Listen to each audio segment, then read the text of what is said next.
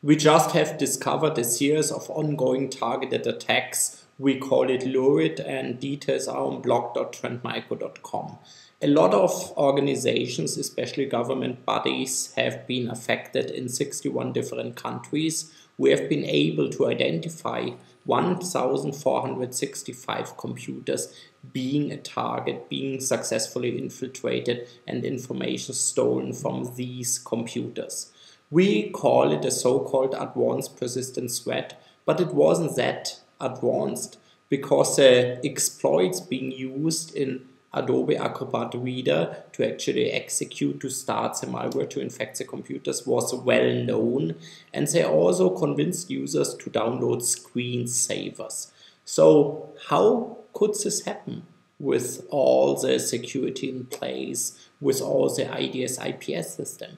I think the problem nowadays is that you have too much noise, that you have too many log entries in an IDS IPS system, so you can't identify the needle in a haystack actually anymore. This is why we need real-time threat management. This is why a system is needed which is helping the administrator, which is helping the company to identify what's really going on, to see what's getting in, and even more important, what's getting out, because it's more, difficult to identify infected computers as long as no communication happens.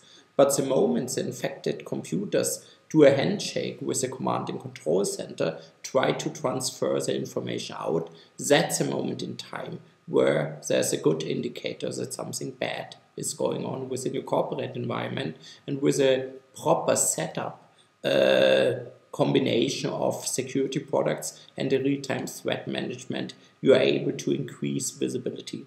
100% protection is not possible. This is why we really have to talk about risk management to minimize the risk and increase visibility with real-time threat management systems. This is what companies should invest into nowadays.